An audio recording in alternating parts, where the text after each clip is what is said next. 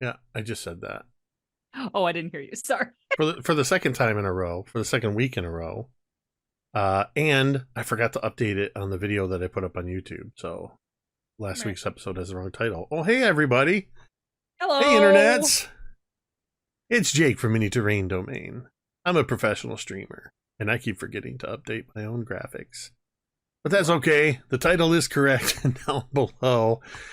This is Scribes and Scrolls. This is Chapter 7, or rather, Book 7, Under a Red Moon. And it is Chapter 89, Echoes in Ice, not 87 Sandstorm. That was a couple episodes ago.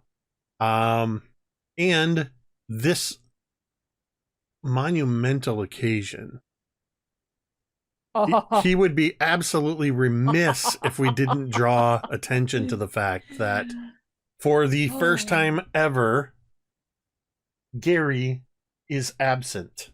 What do you call that color in that window? I don't know. What is Goblin that? green? Goblin green. Green. I'll Or be it could be damned. called Okay. Gary's Gone Green. Wait, Gone Green. Gone Green sounds very bad. A little Oh, close to Lordy. gangrene. You know.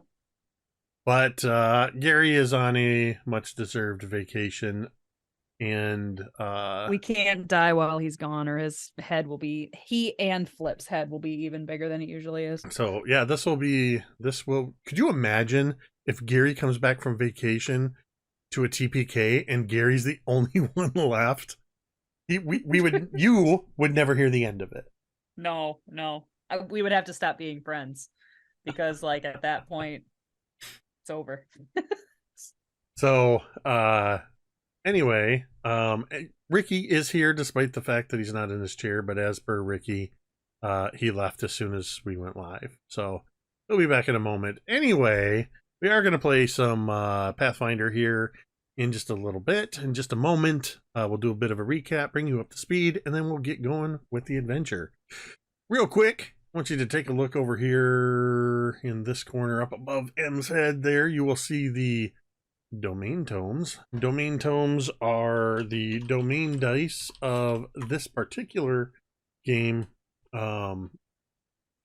if I can get it on the first time. Domain tomes. Nope. Domain tome. There we go. See, on Thursdays, Jeremy types these all in. So, anyway. Is that what you said for real? Oh. Ricky's off getting hot sauce, and he's talking to his actual human family. Just to protect Ricky's, just in case, I just muted him.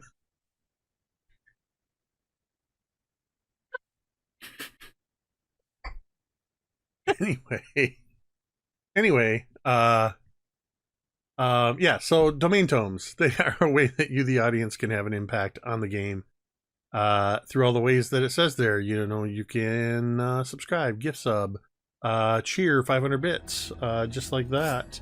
And that's going to earn domain tomes for the players that will magically appear.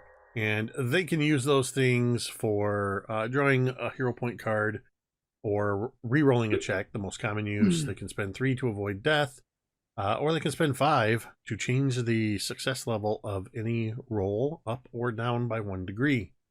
Yeah, so that's domain tomes. We've got a couple other games that are happening as we get closer to the holidays. Games are going to start winding down for a little bit in preparation for our December off. We are currently planning on playing Sky Metal Iron Gods tomorrow night, D&D adventure with myself, M, Sarah, Karen, and our amazing GM, Vi. You can also catch us on Thursdays. In fact, this Thursday is episode 30, the finale of season 1 of our Kids on Bikes RPG, Welcome to Paradise, Michigan.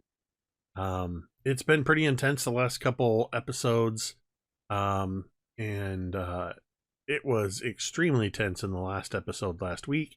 you can catch all those VODs on youtube.com/miniterrain domain. But we will be having a finale. We will be off for the U.S. Thanksgiving holiday, and then we will be back the following Thursday for a sort of transition episode. A little bit of role play, a little bit of mechanical stuff as we get ready for season 2 in the new year. Of course, we've got this game on Monday nights, and this Friday I will be over on Nerdarchy for our Old Guard. And then Sunday the 26th, I will be over on Erasmus Expeditions for our All the Little Things household game. I think that's all the games I got going on.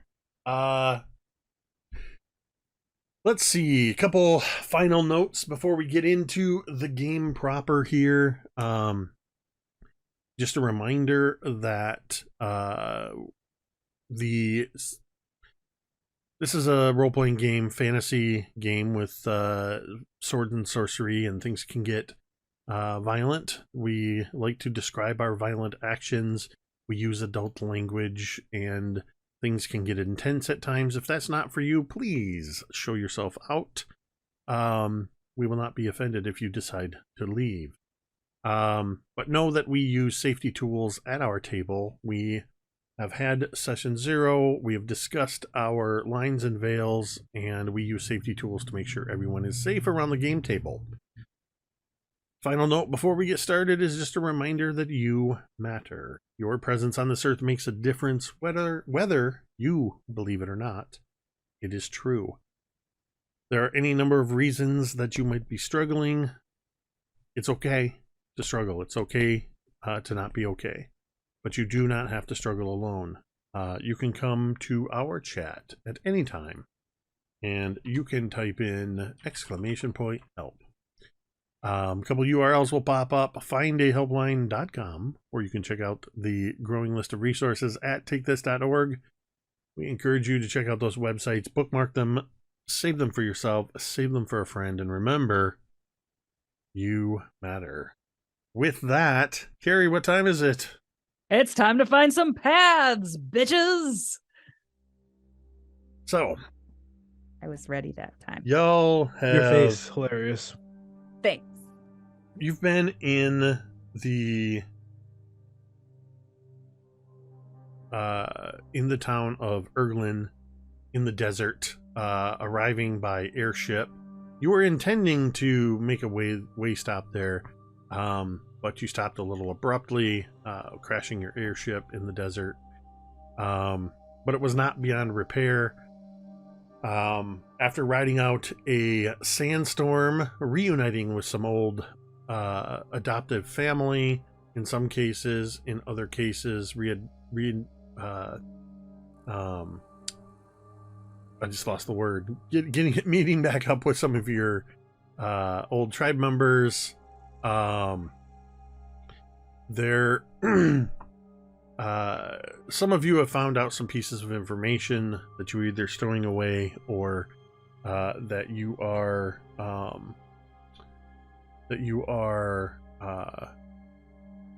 just learning about and figuring out how you're going to deal with those things, such as Yeltha, a longtime nemesis of Teera, coming to you and telling you that though she is bloodsworn to Roniker, the current chief of the Roving Wolves, that Roniker is making some dangerous decisions, and in addition to the fact that he's been trying to gain control of the last scion of the Cloud Dragons, somebody who just so happens to be in Aesmer form as a 16-year-old girl among your own party,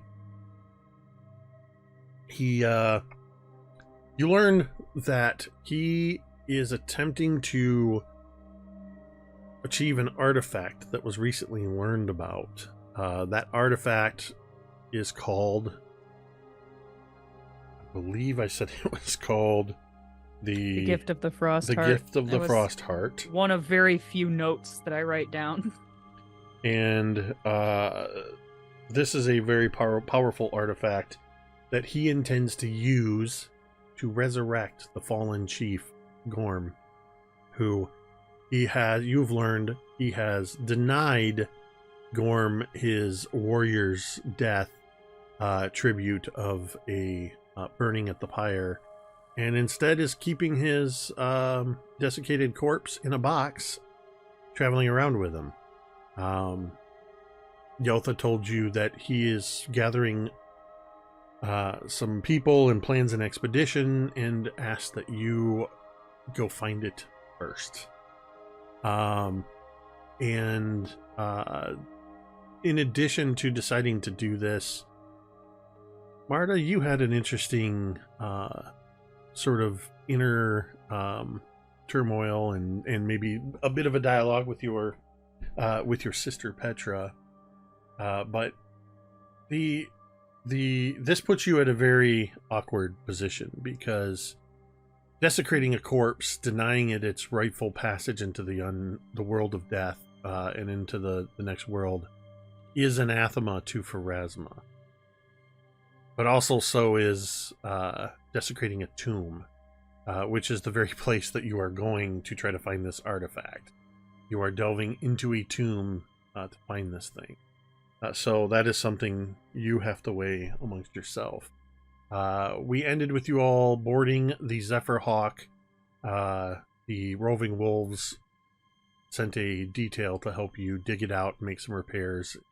You got airborne, and we left with you heading north in the desert to, I believe it was something like 150 miles to the north, to find this tomb, this anomaly, this frozen tomb in the midst of the desert, the Cinderlands. And we're actually going to pick up with you all on the ground. The airship has lifted, and Flip and Cleandra are staying on board with the intent to stay sort of circling the area in the clouds that are shrouding this tomb. As you approached it, you of course wouldn't expect to see a frozen mountain in the midst of the desert. So it's no surprise that the cold air of the mountain and the hot air of the desert are causing this entire area to be shrouded in thick clouds. But as you approached, you were able to see the peak of the mountain sticking out through some of the clouds. And as the wind shifts, you got a view of it. And so Flip set you down on the ground. It is currently Vornush'ka, Marda, Teera, and Kane. And you are Did Flip have any trouble with the descent and or landing? Any trouble at all? Do you want him to have had trouble? Yes. Yeah. Trying to remember what his... I know it's pretty high, but I also know... So, I know he's got like a 23 or something like that. 24, 25, whatever. In one of those skills. But I also know that it currently takes like a 32 or a 33, and I rolled a 6. So, we will say that narratively, Flip was struggling to land the ship, and while getting control of it, you landed a bit harder than intended. It wasn't a crash landing, but it was definitely not a good landing. So, like, I imagine that as Flip does this landing and starts doing his like pontificating on how awesome he is, Vornush'ka will put her hand on his shoulder and say, "It's okay, Flip. Ship was damaged from other people. You did good." We don't have to tell me that. I know I did good. I just shoot a knowing look over it. I shoot a knowing look over at Marda and roll my eyes. Don't worry about me. That was I'm an going to show excellent flip Cleandra and how to repair the ship. That's my best flip Great. impression. No, that's a pretty good flip. It was a pretty actually. damn good one. Yeah, that's. That's pretty spot on. Oh man. So we disembark, I assume. Yeah, so you are basically where we're picking up is as you are on the ground, standing before this icy mountain, and it's very much like in Game of Thrones when you see from the north of the wall, when you see the wall and there's just that single gate and there's this big wall of ice, you see this sheer mountain of ice, jagged crags reaching up, and you can see that the mountain itself has this look of in the desert. The heat is getting to it, but whatever arcane or whatever may be have caused this to happen is keeping it cold. So rather than being fully snow covered, this mountain looks like it's continuously heating up, melting, and refreezing. So it has the look of like a giant iceberg that is in a perpetual state of thawing and refreezing, which makes it appear less rock-like and almost this crystalline blue, though the blowing desert sands have muddied it up a bit. And where you stand now is sort of the sand and the snow and the ice are sort of coming together, and you see this single dark opening in front of you, about from where you landed, probably about 100 feet away. In a way, it kind of feels like for us Michiganders, like, you know how like in late April or May you'll get that day that's like 60 degrees and it's really hot out because you've been to a negative zero sub-zero temperature, but you had like that big pound of snow that was been plowed into the parking lot that hasn't melted yet. But yet it's like 70 degrees outside. Somehow there's an iceberg, but it's very warm out. Yes. Some people have shorts on, not me, but some people. Yep. No. Exactly. Are we all walking towards this mountain? Are we all good with this? I'm going. Yeah. And so Vornush'ka is going to look at both of you. And okay. So remind me. What are we here for? We're getting this shiny artifact, so Ronica can't bring Gom back into a zombie. And then we're going straight back. We don't have a ton of time here. So we're just getting an artifact? Is it just a get the artifact and go? Or are we going to, like, what if we come across Grom? Gom is in a box in Ronica's room. We are not going to come across him. Yeah, He's very not here. gross. Just had to make sure. Yeah, no, he's not here. So this ice mountain has the artifact we need. Yes. To do what? To destroy it, to fling it into the ocean, to, I don't know, give it to the kid to do some dragon shit with and break it into 1 billion pieces. I don't know, I don't care. I just don't want Ronica to have it. And this artifact, does it have Grom's soul? No, it's just gonna keep Ronica from bringing him back. Ronica and Teera would look at Vornush'ka kind of knowingly and just be like,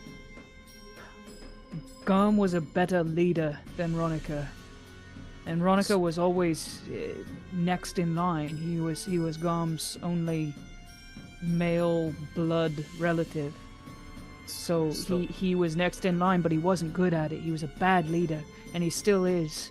And so he wants to bring Gom back so that maybe some of his, I don't know, juju will rub off on him, I guess. And we gotta keep that from happening. You know, it ain't right. My only question is, if we found this place so easily, what stops him from finding it equally? is easy.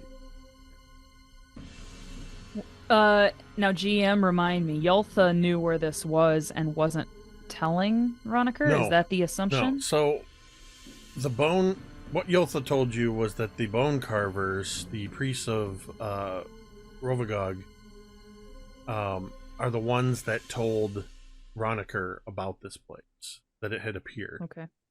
And that Roniker was meeting with them and going to be assembling in the next few days an expedition to go retrieve this artifact. And she beseeched you to go get it before them. The object, the gift of the Frost Heart, is said to be able to restore life to a single deceased person. So I would look at Vornush'ka and say, well, so short answer, nothing. Nothing's stopping him from coming. He's not here yet. That means we gotta get in, get the thing, and get out. But this artifact can restore life, right? Yes. And can we use it to bring Vorn back? I'm saying we don't need to destroy it. Vornush'ka, we have the Lotus for that. The presumably this Black Lotus can do the same thing. And if Ronica wants this, he'll do anything, and I mean anything, to get it. God's forbid if he comes across us and we have it, there's no telling what he'll do. And I'm sorry, just my deductive reasoning isn't as good as Vorn's, but wouldn't he also want the Black Lotus as well? I don't know if he even knows that exists. He's not the brightest bulb. Very few people know about the Black Lotus. So few, in fact, I was surprised when Teera said that you all were looking for it. I thought I was one of the few people that knew of it. Last question, Teera. Yeah, I imagine this whole time, like every break in the conversation, Teera has been taking a step towards this entrance, and then finally she turns around. What? Why is bringing back your old chief bad? Wouldn't he just take back the position he had and restore the presence and put this imposter in his place? Teera turns fully to Vornush'ka now, which she hasn't done in any part of this conversation. She turns and she would just say, he doesn't want to bring Garm back. He wants to bring his soul back and take it into himself. And he wasn't burned at Pyre, Vornush'ka. We've been through this. It's not right. Garm was a great warrior and a great man and a great father to me. He needs to be laid to rest properly. And that can't happen if this thing is still out there. You understand? No, but I'll go along with you. Oh, God. And Teera would just start walking. No. As you're walking, as you kind of move off ahead in frustration, Kane walks up next to you, Vornush'ka, and just says, I don't know. I can't speak to how exactly she puts so much care into this Garm figure, but I just wanted to say I agree with you. Black Lotus is a thing we don't have. I know I'm seeking it for a completely different reason than you.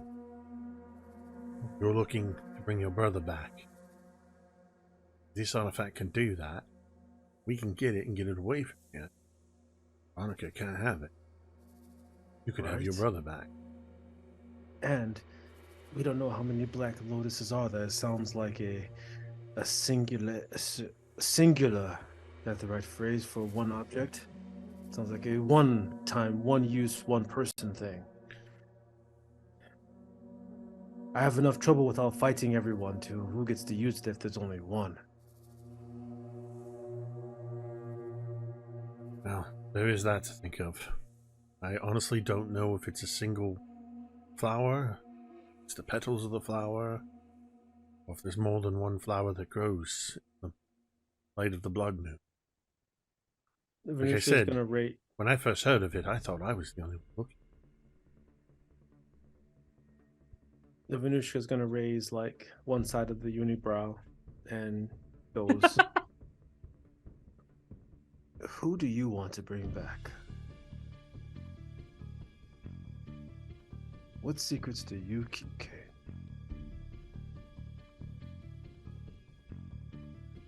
Vornush'ka, don't know you well enough to be sharing secrets, but suffice it to say, I've told my sister, and she believes and trusts me enough with that. I will say this, I am not looking to bring somebody back, but I am looking to protect somebody that I care very deeply for.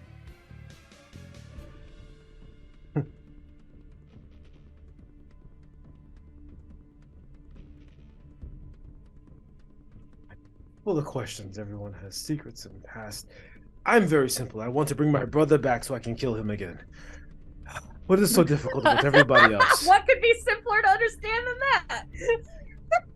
Between you, What are you two chickadees chirping about back there? between you and Teera, and Kane sort of raises his voice at this point so you can kind of hear. Mm-hmm. You would think that I'd pick up a bit more about orc cultures and traditions, but I have no idea what is going on through either of your heads half the time. Orc culture is kind of like chicken. It can be made many different ways, but it always tastes the same. It's all about power. Kane gives you this confused look and just kind of says, "What culture's like chicken?" All right, sure. This And analogy he- makes perfect sense to Teera. He So, kind of yeah, like steps. chicken. He kind of either steps quicker or falls back, so that he's instead walking next to Marda. I have to say, sometimes I admire the fact that you don't say much. Marda, Marda laughs and, when you're all talking, you miss so much of what the other is saying. Well, sometimes it is good just to observe, take notes, see what is said, what is left unsaid, and then from there, I find you can see a lot more about a person. Interesting. I use some of those same philosophies in hunting. Animals, people, all the same. That is very, very true. It is all the same, she says after a bit of time. As you're finishing this conversation, the four of you reach the opening.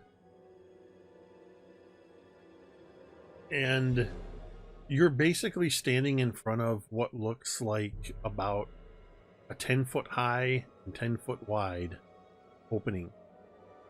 It does not look like a natural cave. It actually has worked stone along the edges. This is a deliberate opening into the side of this mountain. You can hear the sort of the wind as it howls around outside. And now that you're close to it, you can feel the air grow colder, and you can feel an even colder air coming from inside as you hear and feel this sort of. I have cold resistance 4. That sounds just like cold ass wind. It sounds like cold ass wind. Well, that sticks out like a sore thumb, eh? Standing in front you can also see just inside that there's snow blown in the entryway, but within about 5-10 feet, there are stairs leading down. Ooh.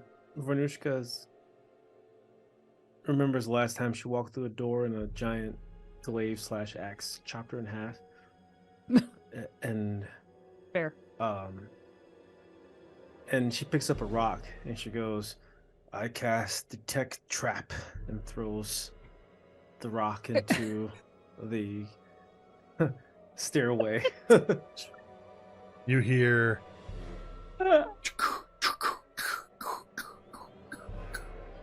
little echoey. You hear the sound of a couple, like a couple ice chunks breaking loose and sort of clattering on stone, and then silence. When she goes, it's good enough for me. No traps here. Yeah, you're probably right. Go on ahead.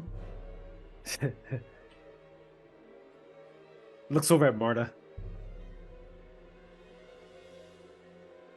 Marda just, gestures forward, but makes no intention of moving forward. I mean, looks over at Teera and like gestures for a paper, rock, and scissors. Pop. Rochambeau. Yeah. You want to do it? Boom. Yes. Ready? Okay. Wait a minute. Are we doing rock, paper, scissors, shoot, or rock, paper, scissors, and then shoot on scissors? Are you going to throw scissors? Because I'll just throw rock. No. I'm going to throw on shoot. Rock, paper, scissors, shoot. Like okay, 1, here we go. 2, 3, go. Yes. Like that kind of thing? All right. Yes. Okay, ready? Yeah. Rock, paper, scissors, shoot. Playing the lag, you bastard. I got you. Piss. You go first. Vornush'ka goes and touches like the scar, where she got impaled last time. The fates are set, Vornush'ka. The gods themselves want you to go first. Picks up a dirt because I cast protection. Throws dirt in the air and walks through the dirt because she knows it's not going to do anything. But I do have dark vision because I'm an orc, right? So I can see into the darkness. Mm-hmm. Sure. Okay. So Vornush'ka's going to like tentatively kind of like just look around the frame of this 10-foot. Is it a perfect rectangle or is it like a square or it's oval or what? Square. It's 10 feet by 10 feet. She's looking at the corners of it. Anything observable? Just like stone or what? It looks like stone. And it looks like it's sort of embedded into the ice, and the interior passageways look to be made of stone from what you can see. Okay. With your dark vision, you can see the stairs lead down maybe 15 feet into some sort of chamber. Okay, so Vornush'ka unsheaths the blood axe, and before she breaks the threshold of the door, she kind of like takes the flat of the blade and kind of rubs it along as high as she can, like on both sides of the door, and then kind of like the way you if you ever walked down a path of creaky basement stairs that you weren't confident in their structural integrity, she's gonna test like the stairs themselves, like kind of just poke at it with the head of the axe. For all your poking and prodding, you find solid, firm stone. Occasionally, with the blade running along the edges, you're chipping away some layers of ice and frost. Mm-hmm. The stones themselves are stones that were deliberately laid. This is as firm and solid as you would expect from deliberate tunnels and stairs built into the earth. Okay. She kind of puts the blood axe back on her back and then takes a deep breath and goes,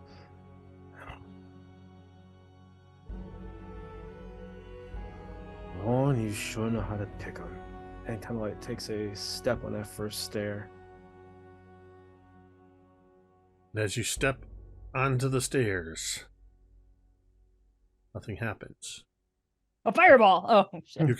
You can see perfectly fine down with your dark vision, sort of this sort of dim, almost black and white looking view that at the bottom of these stairs it does open up into a larger chamber, but you can't really get a sense of it. You do feel a bit of a wind blowing cold air, and it is definitely colder in here. Vornush'ka takes like maybe 3 or 4 steps down more, and she's like, "Come on now, am I to die alone?"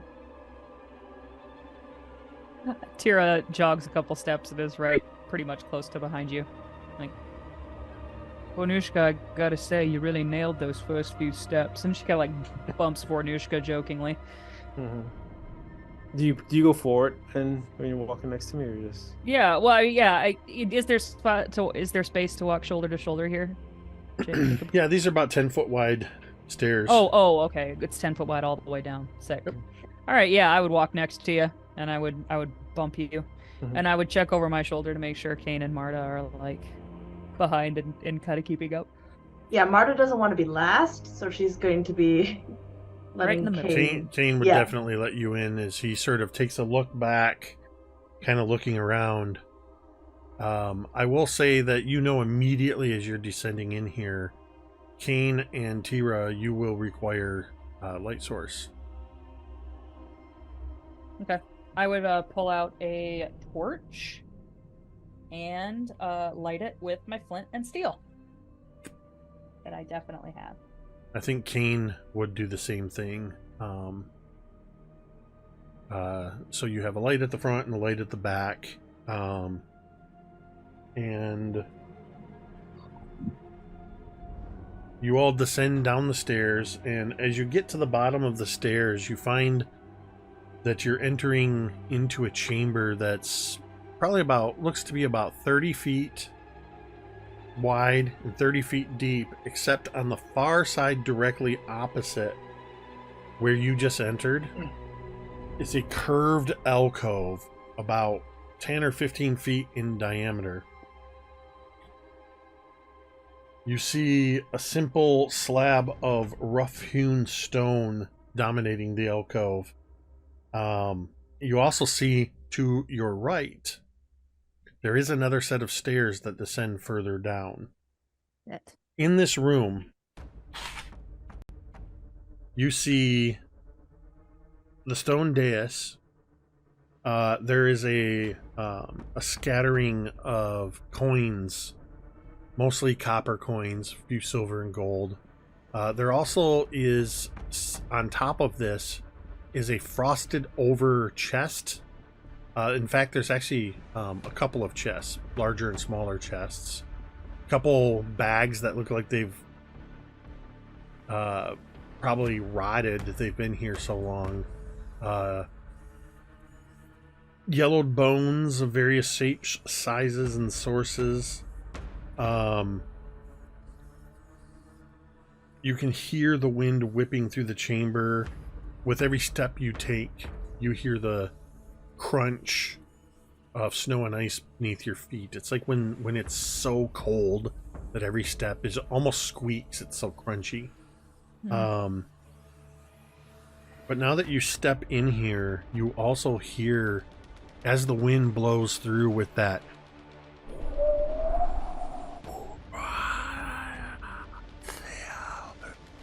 you hear whispers in the wind. The cold is so cold, it's threatening to steal warmth from you. Oh, damn. As you've entered this room, I actually need everybody to make a fortitude saving throw. Okay. 29. I gotta ask real quick. 27. Oh, damn. Look at you, you What'd little you warm get? halfling. 31. Oh, okay. I got a 27 for Kane, and we'll have Vornush'ka 29. make it. Tira's guns out all the time. So you guys are all... I actually think Ricky has the same fortitude as I do, which is a plus 18. So, those of you that make the save will take... Real quick, for fortitude saves because of a feat I have. All successes are a critical success. So if that was a success, it is a critical success now. Okay. You will take no cold damage, because any damage you would have taken would be mitigated by your cold resistance of 4. Yay! Where the hell are my hit points? Oh, there they are. Marda and Kane are going to take 6 points of cold damage for the successful save. Yeah. What does proficiency rank mean for saves? Good question. It determines your bonus. Your proficiency bonus for that goes up with each rank you have. So, for example, Kane is master rank in fortitude, and so he has a plus 18. Okay. All right. I don't remember the math. I think it's like 5, but I'm not positive on that. But each rank you gain additional proficiency points. Okay. Then there are certain abilities that will be spelled out in the ability if you're at a higher level. Usually, it just adds to your overall proficiency. Okay. Nice. How much damage, sorry, did you say? 6. There was 12 damage total, but everybody saved. Awesome. So I have a question. So never mind. I don't have a question. I was thinking about going up and checking out those chests, but this feels like a trap. what? So as you step into this room and you feel the biting cold, except for you, Teera, this feels a little like home. What you see is an altar with chests that look like they may have been placed there either as offerings or potentially as something that maybe somebody gathered at one time, something from elsewhere in the tomb and placed them here. It's hard to tell. You can examine them closer if you would like. I want to examine them without touching them. You look with your eyes and not your hands. Yes, it's a very like mom in an antique store moment, like hands in your pockets. Yeah, that is. What did we determine investigation was? Is that just a perception check? I think so. Let's The go little with perception has a magnifying glass that feels investigation-y to me. what? Oh, on the character sheet. Yeah. That's not in Path Builder, so I don't see that. That's fair. That's fair. While Jake is checking something out, feel free to check us out on teespring.com. At teespring.com, we have all kinds of great t-shirt designs, like the one I'm wearing, one for our Paradise, Michigan game, and so many more. You can get it on mugs, t-shirts, tank tops, hoodies, stickers, and all kinds of other great stuff. Teespring.com. Just search Mini Terrain Domain. So, yeah, we'll go with that for now. It's looking like you can also use, as sort of as in downtime activities, you can use various recall knowledge abilities to look for clues of different types. I remember that from in another life, before a TPK, I played an investigator android. And that was one of his things, is that he could spend 10 minutes investigating and gain certain benefits using recall knowledge. Sounds like a wonderful character that I could love for exactly 4 episodes. Okay, I got a 29 on my perception. Okay, anybody else looking? With the 29, you see that these are just as I described them. There doesn't look to be anything that would indicate. The way they're sitting is kind of haphazard, so it doesn't look like they were deliberately placed to activate any kind of trap. There's no hidden tripwires or anything like that. And in fact, one of the chests, you can see the wood is so old, it's kind of almost almost like moisture's gotten inside it and then cracked it. You can see a little bit of silver or gold gleaming inside.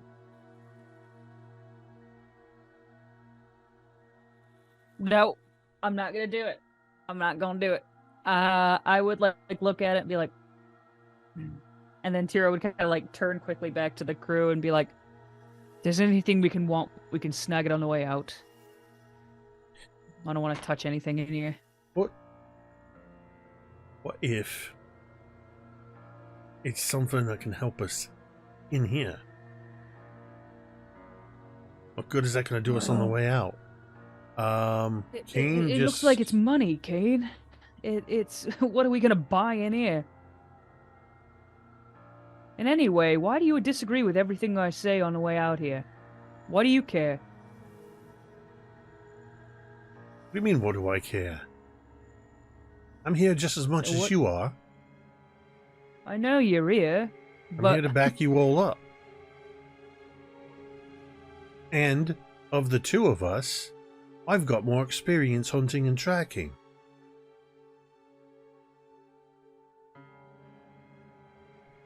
Teera would stand aside and like gesture at the chest. Be like, "Be my guest. Plunder away." Kane walks up to it and he is going to open the chest. And Marda is gonna take a step back. Yep, I step back with Marda. I don't trust this shit one little bit.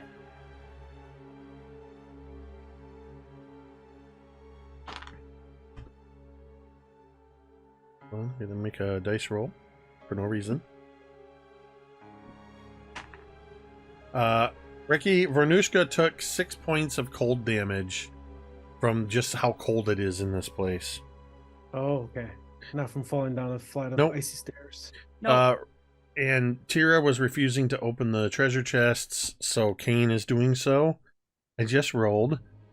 Kane opens up the chest and inside finds... Huh. This is interesting. And what? Is it a mimic? Is it a spike in the temple? What?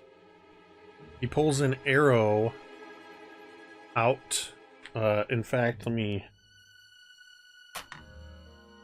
he pulls 4 arrows out that all look similar. Except the head of this arrow looks to be made of gleaming copper. These are... I don't know how detect magic and all that stuff works. So I'm just going to tell you what he finds. These are 4 Awesome. storm arrows. Ooh. You can find those in the archive. Basically, they deal on a hit. They cause raging winds and a bolt of lightning to deal 3d12 electricity damage.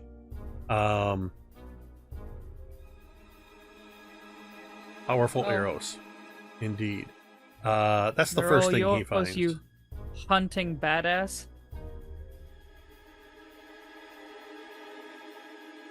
And then he finds a hold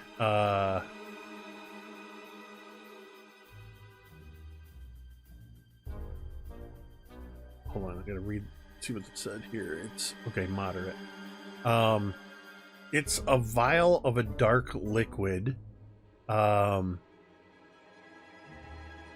called a cold iron blanch. This is a consumable that can be poured, not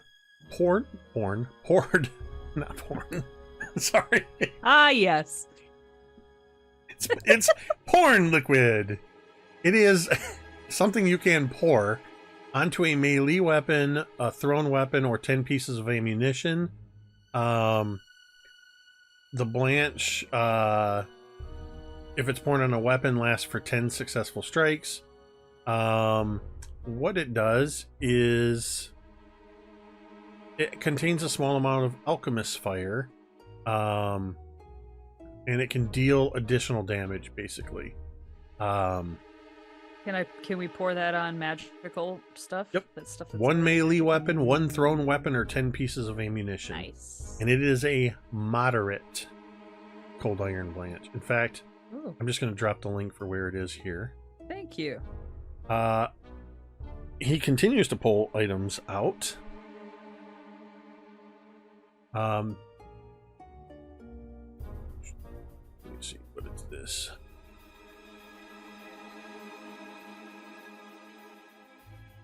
Oh, sorry, that's not gonna work. Hold on.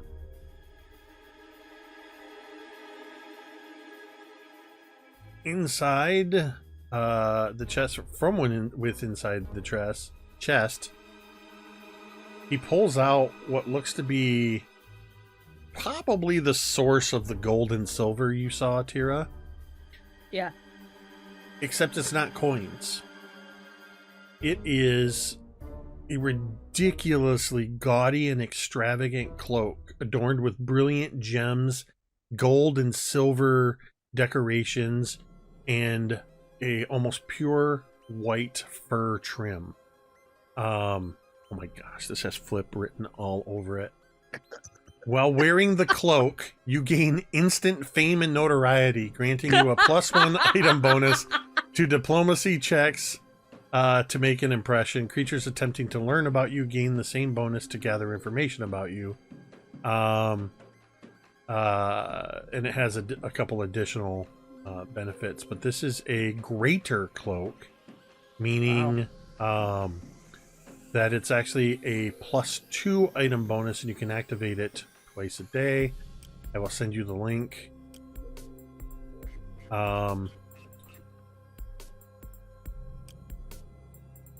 There, and then the final item that he pulls out of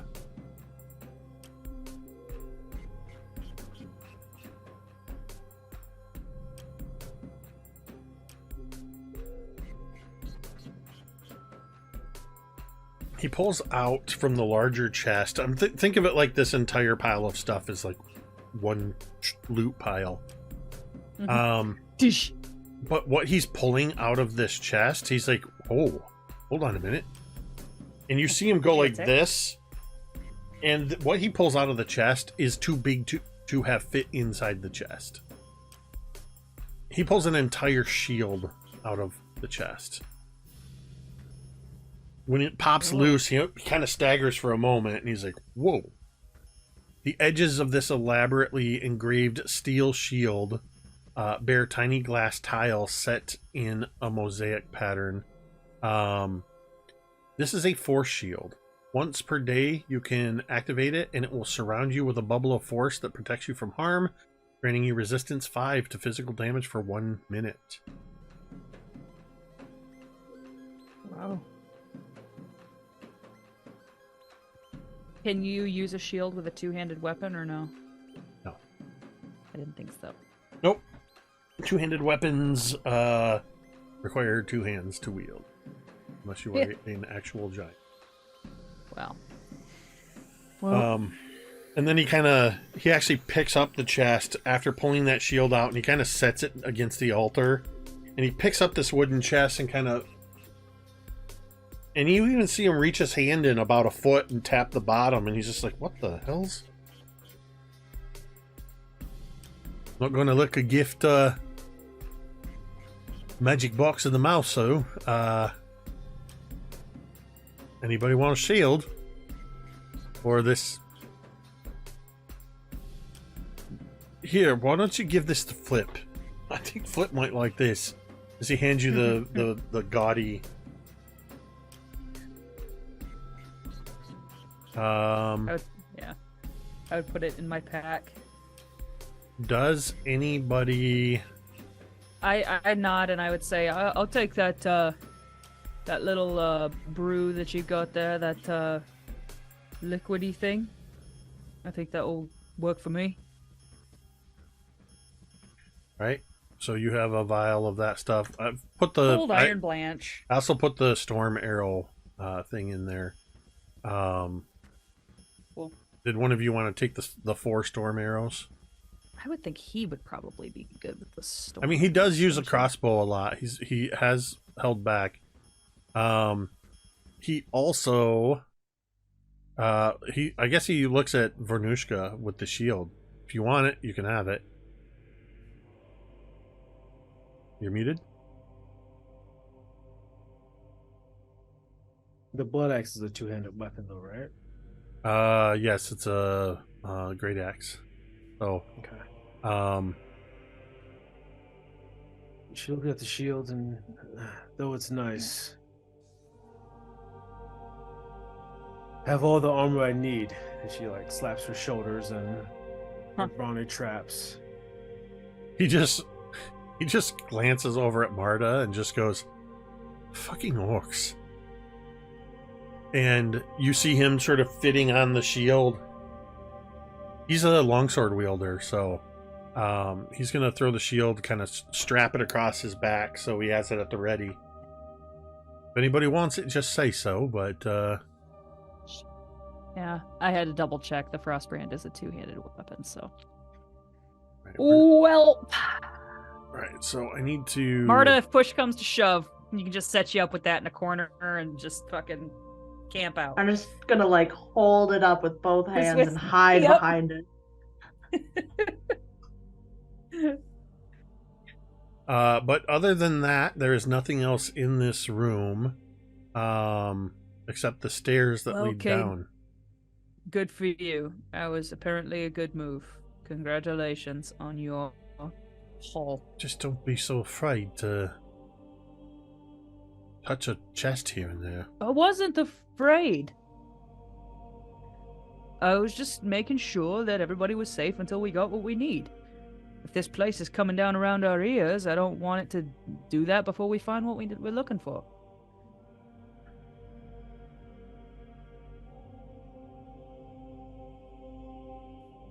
Alright, well, if you need me to open any more doors or chests for you, just say so. He kind of rolls his eyes at you and...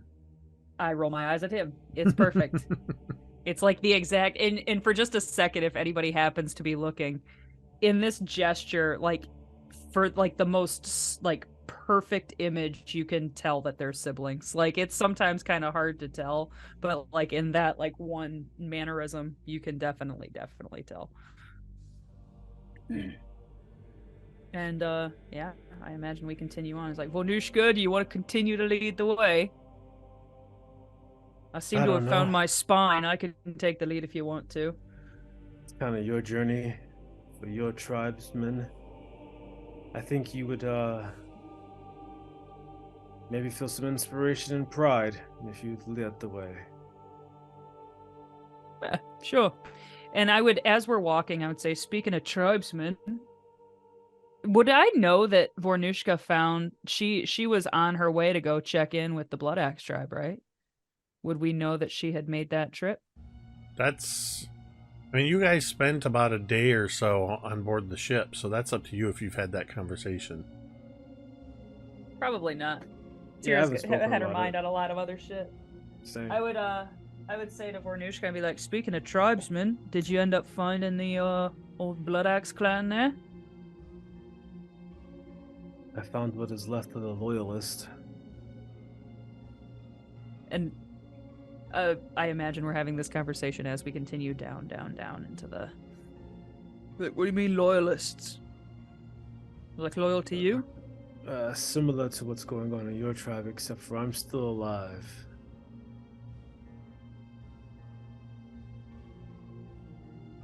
As you know, orcs are like chicken. It's all the same. Yes, They of all course. taste the same. It's all about power. Yes, the old adage. Orcs are There's like chicken. a usurper, an imposter that believes that he is the rightful chieftain. I will correct his ways. I thought that axe of yours was how y'all determined who King Shit was. Yeah. And you've had the axe this whole time, so... Vornush'ka cuts her eyes like behind her towards like someone that's behind her that it's impossible to look directly behind you, but like that hard 90-degree eye cut. I thought the same. I Apparently, the influence of the blade is waning. Such fealty was never ever questioned before until now. You think I have a lot of questions for you? She kind of implies towards her axe on her bag. Whatever this fiend is, has not kept its end of the bargain. It's about here you reach the bottom of the stairs into the next room. This next room that you see is almost twice the size of the room, maybe about half as large. So the other one was, so it's probably about 50 by 50 feet. As you're descending to the bottom, you see, so once you went in, you sort of went in on the you entered on the west side of the mountain. So you entered west. You're currently traveling downstairs south. You see that there is a passageway to the west. There is a passageway to the east. But looking into this room in particular, and for flavor, I forgot to tell you the name of the last chamber, and I wanted to tell you the names of the chambers, sort of like in a video game when they pop up at the bottom. You were previously in the Altar of Sorrow. You are standing at the threshold to the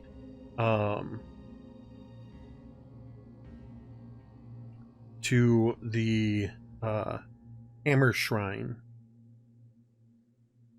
Cool. And the reason for this name is relatively apparent. On the far side of the room in the center is a frozen shrine that seems to glow with an internal pale white light. Somehow the air in this room feels almost colder. You see resting upon the shrine is what looks like an ancient warhammer with runes carved into it. There is a severed hand gripping the hammer. Oh shit. Okay. On either side of the shrine is a set of vaguely humanoid ice sculptures, their faces frozen in silent screams. You can hear the almost incessant dripping echoing throughout the chamber, and the faint ghostly hiss of cold steel almost sounds like somebody at a forge when cold steel is being, or when the hot steel is being dipped into oil. You hear that sort of, and you actually realize it's this room almost seems to be in a state, despite the coldness, above the shrine. You can see icicles, almost like stalactites formed above, and from the ends of them, drip, drip, and every time the water hits this warhammer, and you see now that the same white light that the shrine glows with, so too do the runes upon this warhammer. The floor of this chamber appears to be made of blocks of ice, smooth like the surface of a wind-blown frozen lake. But each block seems to be independent, and each block seems to be floating of its own accord. Between and beneath them, a black void. Okay. Each block looks just big enough to hold one person. You will have to traverse these blocks to go to the shrine or go to either the west or east exit. What does this artifact look like? It is, sorry, you were gone when I described it. It is a massive rune-covered warhammer with a severed hand gripping the handle. Oh, no. Is that the artifact that I'm asking? Is that the artifact Oh. that... Oh, sorry. no, the artifact was I described... don't know. The artifact was described as just as the gift of the Frost Heart. It was not actually described to you, I don't believe. It was not. Hence my question. Yeah, sorry. We don't Do know. you know what the That could artifact be looks it. like, Teera? It could be if this fucking rock, for all I know.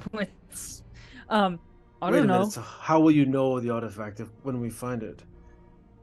I'm sure I'll know it when we see it. Is that the artifact?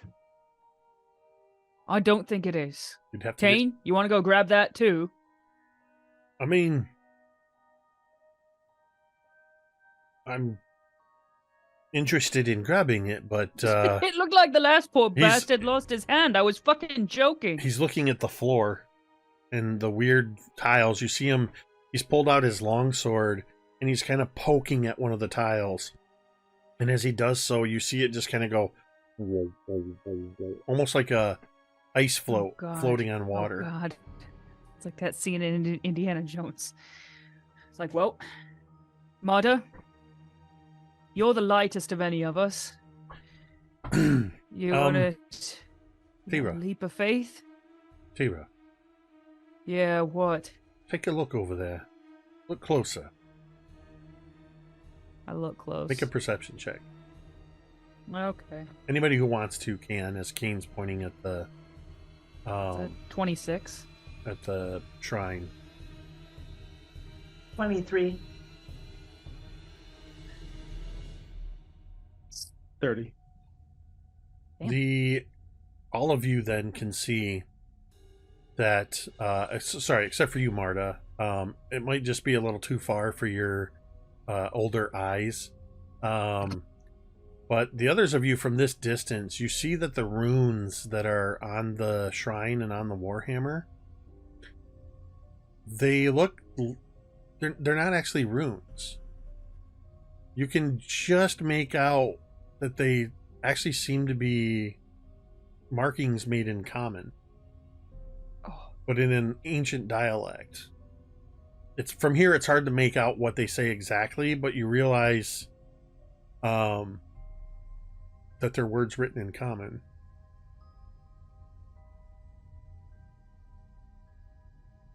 interesting. Now I definitely Would- want to see what that says. Well, yeah, so do I. Well, and Teera like puts a boot like out into the air like she's about to take a step, and then just kind of like takes a big breath and then just like it takes a step out onto one of these like And as floating you step stones. onto this platform, you feel it. And if this were a video game, we just entered turn-based mode. I would like you all to roll initiative. Oh my god. What? Nat 1. Great. I get to go last. 18. My initiative does not have a dice next to it on the auto roller. It's your It's perception. your perception. Perception? Okay. Good to know. 19. All right, hold on. My 19. total was a 15, if that helps. Don't think it probably It's- does. I mean, it's just your total. A 1 15. is... Yeah, I mean, it's not like you're just slower than the others. What'd you get, Marda? 18. 18. And then I get a roll for Kane. Nat 20. Wow! The full spectrum in the Frost Heart And kids. here. Kane's perception is 14, so Kane has a 24. So that's gonna be Keen, followed by Vornush'ka, followed by Marda, but followed by Teera. So it's just Isn't his initiative a 34 if he got an at 20 and his perception's a 14? Is that how it works on initiative? I have no idea. You add. Yeah. Yeah. You add your perception. Oh yeah, sorry. I see what you're saying. I can't turn off Math. math. Math is how it works. That's why they keep me around, folks. Yeah, I rolled a 20, have a 14, and I got 24. My math is not great. There was a TikTok I just saw today that it was a guy saying you can do this, showing flashcards, and it was like 7 plus 8, 15, 9 plus 16, 25. All right, you can do this. He rolled the dice and he goes, there's a 17 on the die. You have a 5 modifier. What is that? Oh, I don't know. Like dice math is something entirely different. There's a pressure. I actually need to get a special die for this. Oh, what?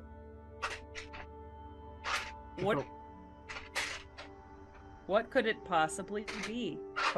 I mean, don't get too excited. It's a. While you're looking for that, Jake, I need to know: are you modeling these little alcoves after Skyrim at all?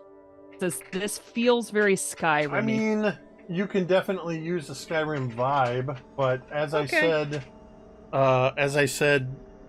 last week, I'm actually running or using the Absolute Tabletop Oath of the Frozen King Adventure Kit, available at absolutetabletop.com.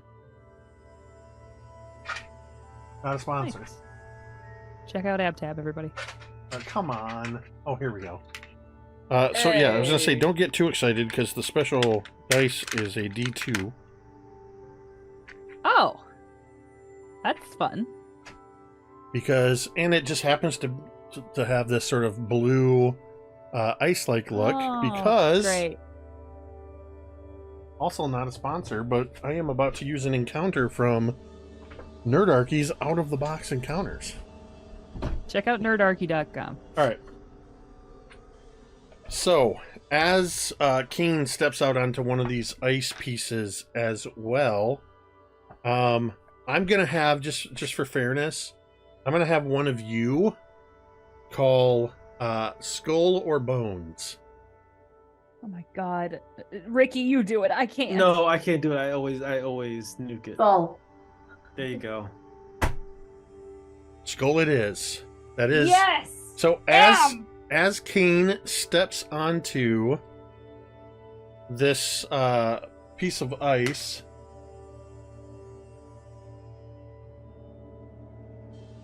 as soon as he steps onto it, you see him kind of go, whoa, holy, what the? And you see at his feet something materialize. It almost looks like a flurry of frost and snow. And he reaches down and picks up a life-size crystal wolf skull with sapphires in its eyes. Whoa! And he looks at this thing and he goes, I mean, I'm no art appraiser or anything, but this looks very valuable. He has just had appear at his feet a crystal wolf skull worth 1,000 gold pieces. Tira's looking frantically at her feet. Is there any cool shit at my feet? Well, we'll see on your turn. Oh, okay. Vornush'ka, you are next. This is like Super Mario Brothers, man. We just jump up and we get something. So I will say, regardless of which direction you're going, but I know Kane is heading over to the shrine. So it will take 3 moves to get to one of these 3 locations. Just so you're aware, it'll take 3 rounds. Okay. So what direction is everyone going that I haven't gone yet? That needs to be going. I would be going towards the altar, and so is Kane. I guess the other 2 directions would be the east passageway and the west passageway. The question you would have to ask is there anything to be gained by traveling in different directions. Correct. You do what you want. I'm not telling you not to. Vornush'ka's gonna look around. So if I'm imagining this right, Teera and Cain are moving forward on these platforms towards the altar. Yeah, And the then altar is sort of in the. You're coming from the north entrance, and the altar is across the room, sort of in the middle of the room. Okay, and they're moving towards the altar, correct? Yep. Yes.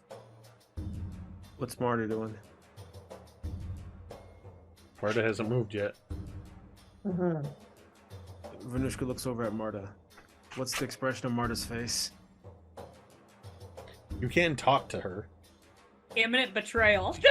Yeah, I want to there's read a the knife face in Marda's first. hand. Non-verbal communication is powerful. Marda has the same look that she always has, which is this like slight amusement and just looking at what everyone else is doing, seeing Teera and Cain like rushing towards the altar. All She's, right. yeah. Vornush'ka's going to assume a ready stance and unsheath her axe, looking around. Because shit just doesn't drop out of an ice mountain that's very valuable for free. The old adage, of course. Orcs are like chicken, and shit doesn't drop out of an ice mountain for free. Obviously. Especially when it's in the desert. Of course, obviously. Yeah. So Vornush'ka isn't trusting anything. Like ice mountain and desert, super valuable stuff.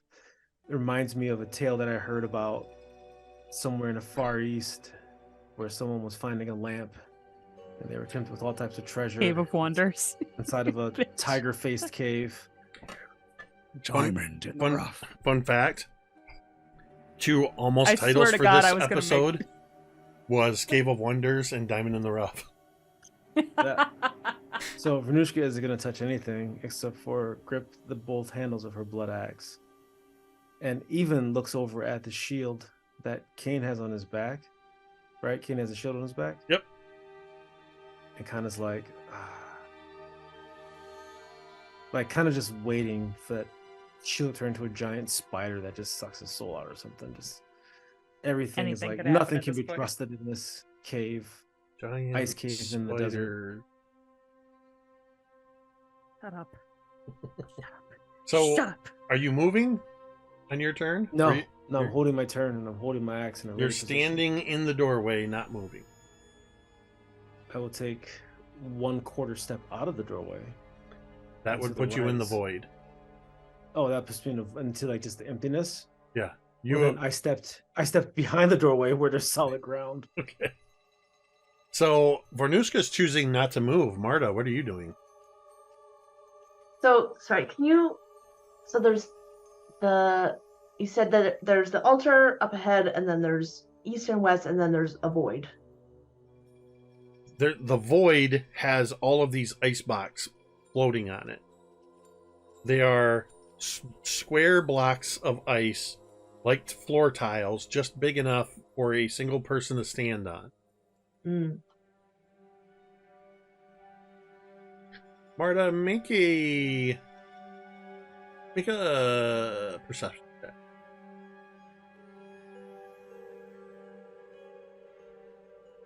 22. As you're stopping to look at these floor tiles and kind of gauge, you realize that every time you shift what you're looking for, whether the east door, the west door, or the shrine, you can't quite get a fix on how many of these ice tiles there are in the room. Every time you try to count them, by the time you get to about 7 or 8, you suddenly just lose count. What? And that's true of anybody that tries to figure out how many tiles there are. Teera does not fuck with math. At all times, it just seems like the appropriate amount of tiles to get across until you really think about it and try to calculate how many steps.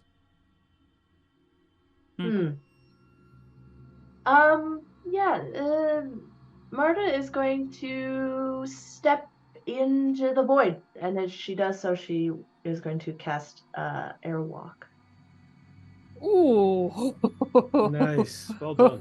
You scared me. I thought you were just like, I'm done. Can't Here. count, that's it. I know. Take me. I draw the line at quantum ice blocks. That's nope. I've had it. Schrodinger's ice blocks. They are there and not there. Marda, as you do that, I need you to make a reflex save as you go to cast the spell and your foot passes through and you start to fall into the void. Oh. Oh no. And 25. I'm close enough that okay. Can I aid? I her would say somehow? Teera and Vornush'ka can both attempt reflex saves to grab Marda as well. Okay. Sure. I got a 30 to help. What are you Just in rolling on case. reflex save? It's under Oh, saving yes. throws, Ricky. Yep. Yep. Yikes. What'd you get, Teera? I got a 30, so you don't need to get jack shit. So I got 19. I was thinking about re-rolling it. But if you got a 30... And Marda, you got a 25? Yeah. Marda, as you start to fall through, Vornush'ka grabs at you and misses. You scrabble, grabbing at ice, as you realize you're falling into the void between. For some reason, the spell that you cast almost as a second glance, or without a second thought, just didn't go. It's as if something was negating your magic. Hate it. And suddenly, you feel yourself stop short as Teera grabs the back of your robes. You hear Marda?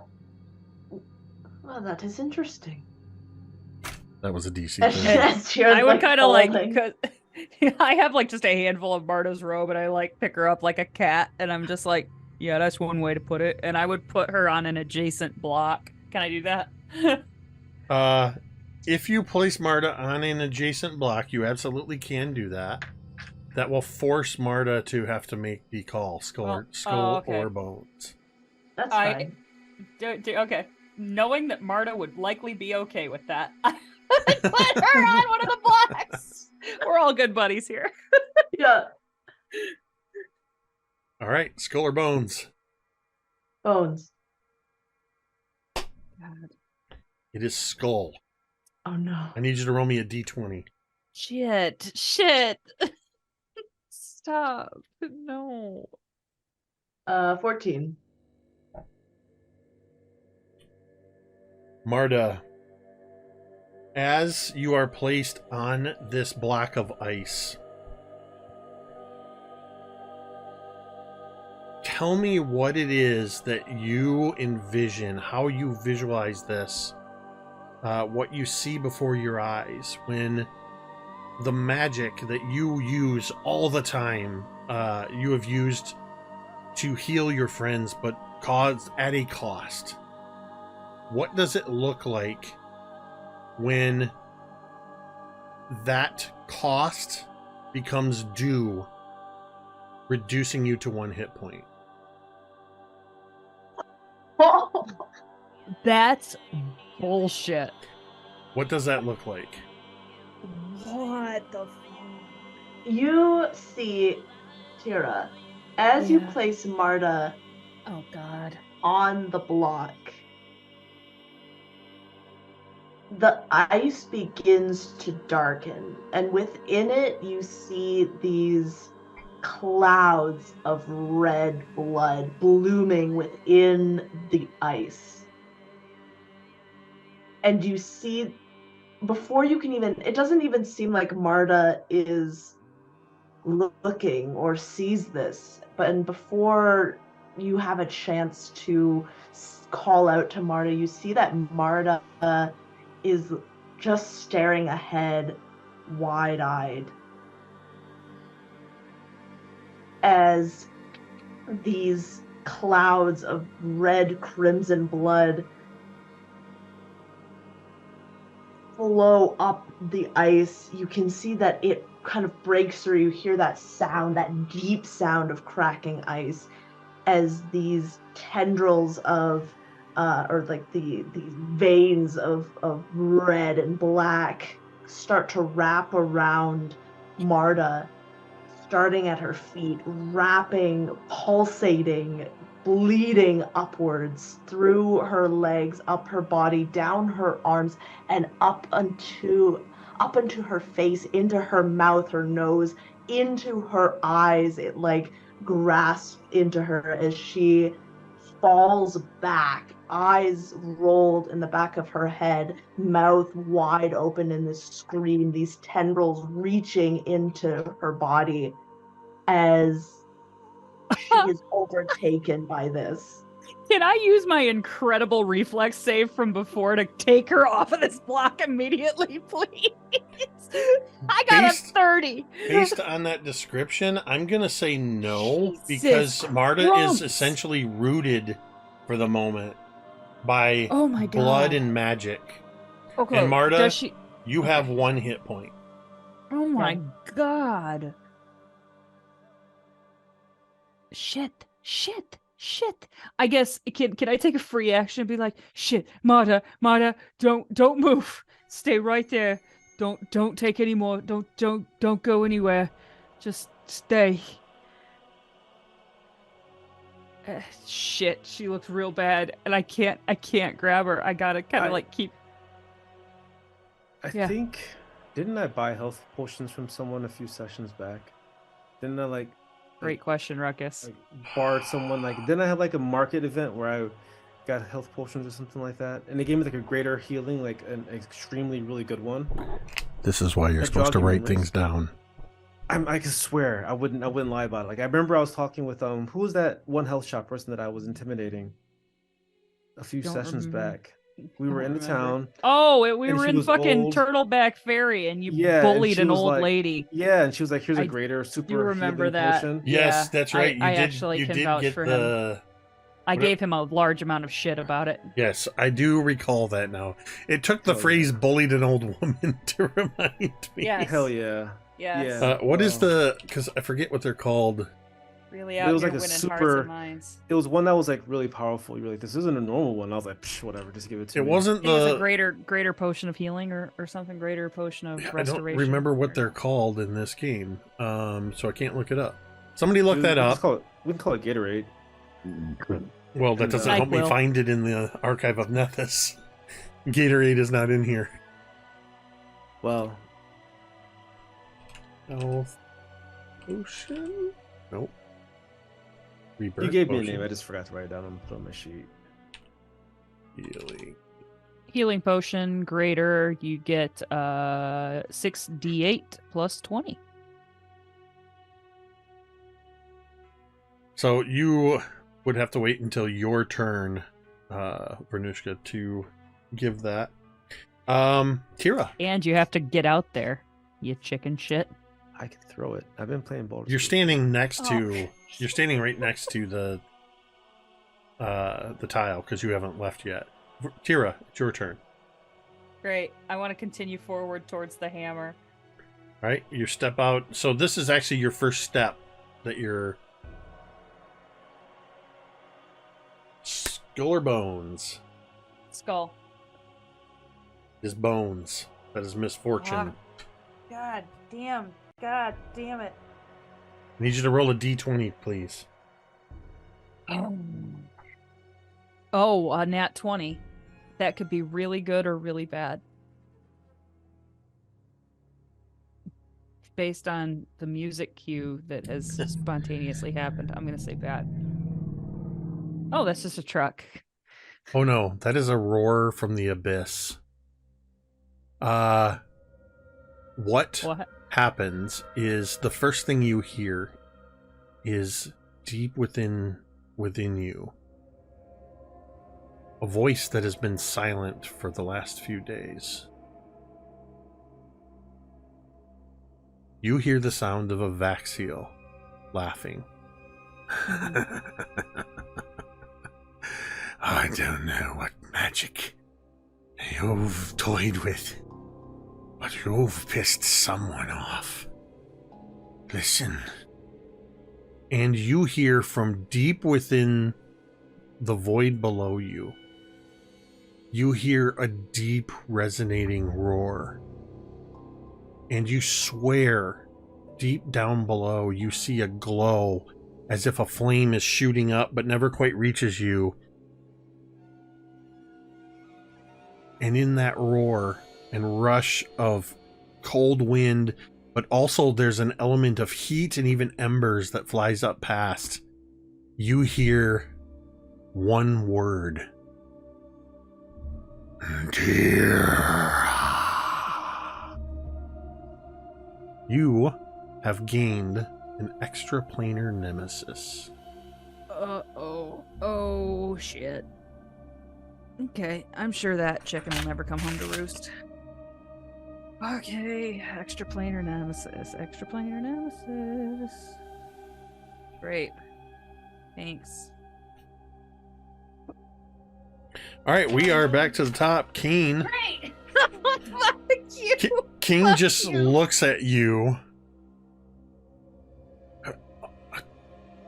Try stepping lighter or better, like this. Oh my god, you bitch. I need somebody to call Skull or Bones for me. Bones. It's Bones. King gets fortune.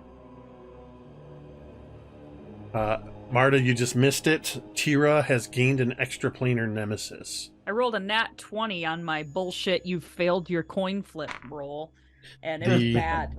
Bad. Like a Balrog deep below, Said my name. Some demon said Teera's name, and a Vaxial, the demon passenger that Teera has, would just laughed at her.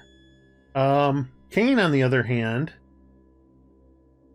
you see him wince as he steps forward with what happened, and he kind of looks at you, and nothing happens for a moment. And he looks at you, and he just goes, and he shrugs, and as he does so, a heavy leather sack goes shunk into his hand, and he kind of goes, whoa. He opens it up, and he goes, well, Don't tell me. things are coming up all Kane today. Kane has... Where did it go?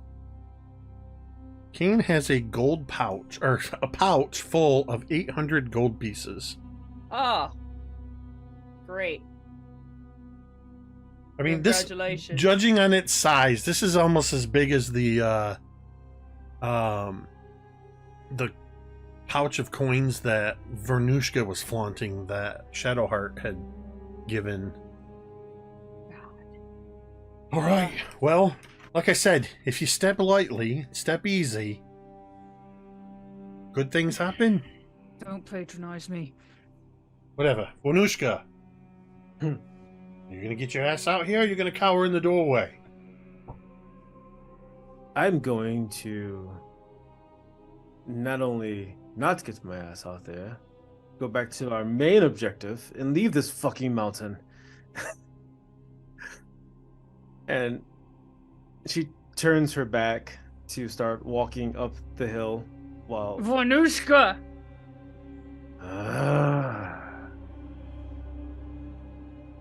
Teera says something meaningful in Orcish about tradition and honor, and then she's like almost afraid to like look because she feels like a little imbalanced on this like thing. Well, And yeah, one of us has to survive to tell Flip how stupid everyone is right now. And she's gonna take her potion of extra super steroid healing and Nice. throw it towards To Marda. be clear, you don't have to throw it. You can hand it to Marda. She's only on one. I can't softball chuck it really hard. I mean, That's you no can fun. if you want. I'm gonna make you roll. Crack But it you over can her. just hand it to her. Yeah, I'll hand it to her. As much as I am so tempted to chuck it at her So- at softball speed. but- Okay, so that's one interact action. You still have movement if you want to step onto one of these platforms.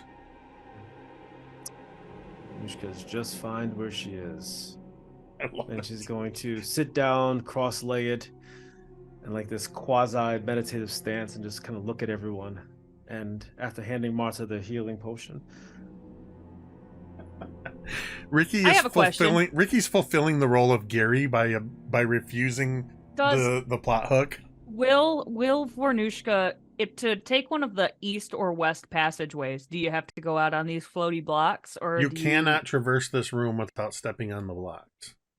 Vornush'ka, we got to get to the other side of this room somehow. Just go left or right. Vornushka's You just don't have- shaking her head. and pull the, what do you call it? The take luck's chance and get entwined, or a sack of gold. If I'm dead, doesn't matter. I'll be here tossing potions as you guys do your thing. What was the? It was a grater. A greater. It's 68 plus 20, I think is what I said. Yeah, 68 plus 20. So Marda, if Sweet. you're going to take that potion, you can absolutely roll the 6d8 plus 20. You That's got an- 20 automatically. Mm-hmm. It's better than 1. Mm-hmm. And Vornushka's gonna yell back at Teera, "I'm doing my part." I'm doing my part. I'm doing my part. Man, I didn't do shit. I didn't do fucking shit. That's So, we are That's we are Vornush'ka. children of TikTok. so Well, goddamn to be fair, Vornushka. I watched the actual show that clip was from. Oh yeah, I watched the actual. Then I movie watched that it on led us TikTok. around. Yeah, Vornushka's like, it's so goddamn cold in here. Vornush'ka's just grumpy. With shaky hands, Marta's carefully opening this bottle and drinking the potion. How much health did you get back? So, sorry, 68, right? 6d8 plus 68 20. Plus 20. Okay, I got 50. 50 Damn, total. Not that's bad. pretty great. And Pretty great. you can either stand your ground or take a step. This I mean, it went Man. so well. this healing was enough to cause some of the tendrils to recede, the ones that were sort of holding you in place. So you are free to move if you choose. Yeah, the things that Marta saw that I think Pharasma showed her was horrific, and yeah, Marta is she's looking around, but like her eyes are still like this really wide bloodshot like look to her as she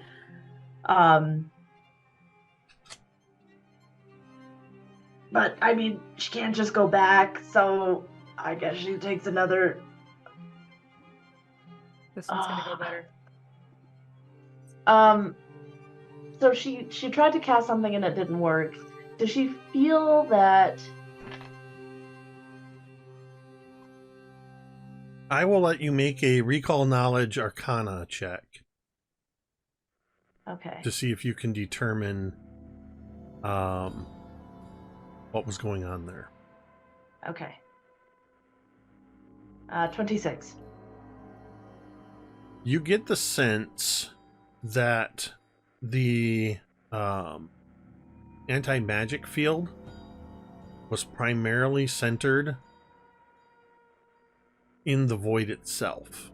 Like you stepped into the top of the void, and in doing so, because that's the way you worded it, that you stepped into the void and cast the spell, your foot had already entered the anti-magic field, and that's what caused your spell to fail. You're not entirely sure if that... It doesn't feel like that field extends up through the rest of the room from what you can tell. Especially if magic is causing things to appear on these blocks of ice. That seems to be happening without any problem.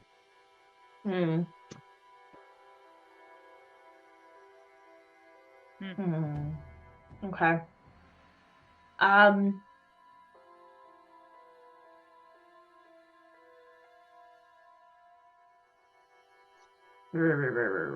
Okay. Oh yeah, Marta's gonna go to the next block. I think I'm there's so no proud other of choice but to you! go forward. Skull or bones?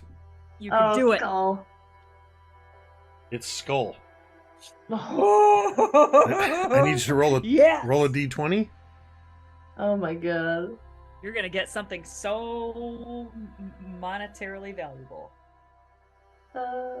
Maybe. Okay, that is a 16.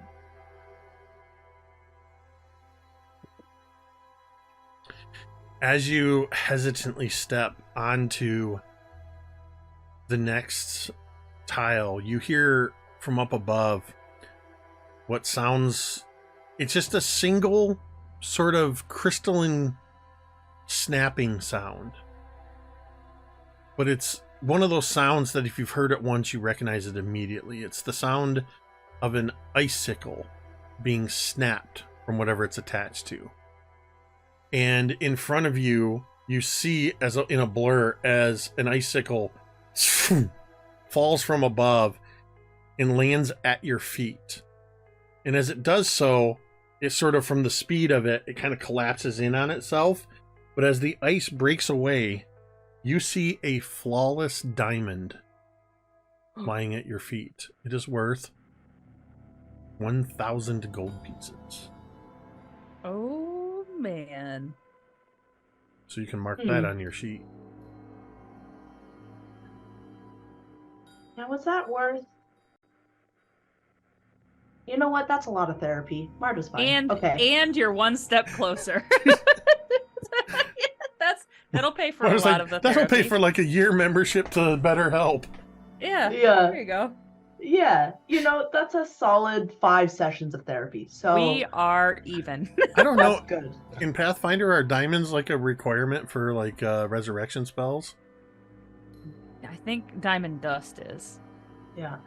You can always pulverize this 1,000 gold piece diamond. If you need to. Yep. All right, Teera. Okay. Teera is scared, but she is continuing forward. Bones! Bonin. And a skull.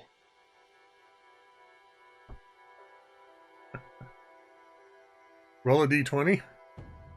I wish I'd have thought ahead and had like a flipping coin animation to play on screen. Yeah, that'd been great. I got a 16.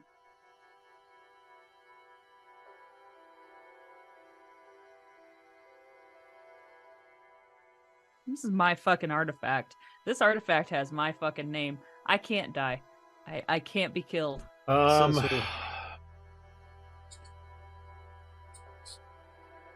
is it? Okay.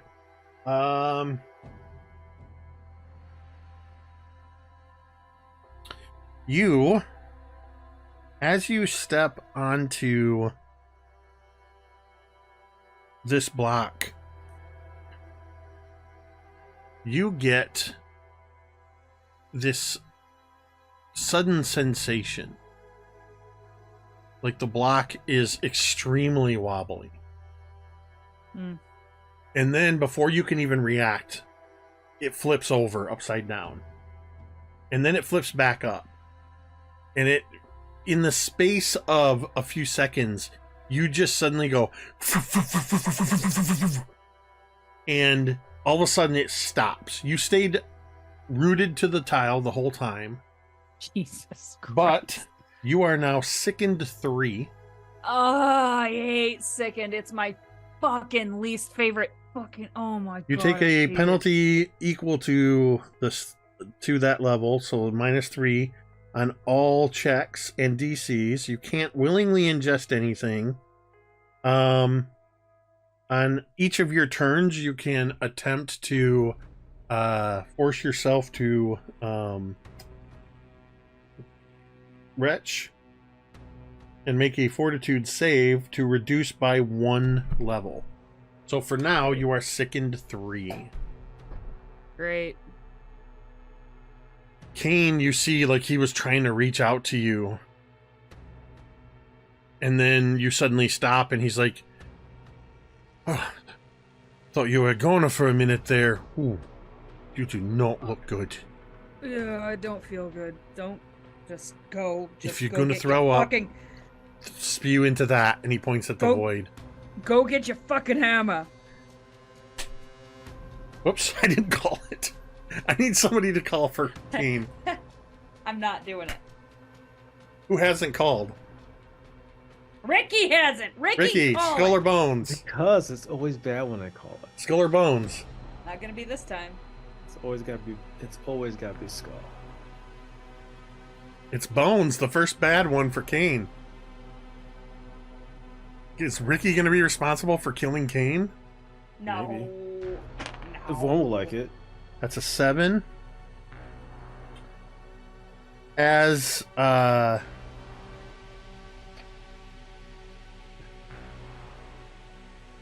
hold on, I gotta check something real quick. You send yourself to hell. God doesn't send you to hell.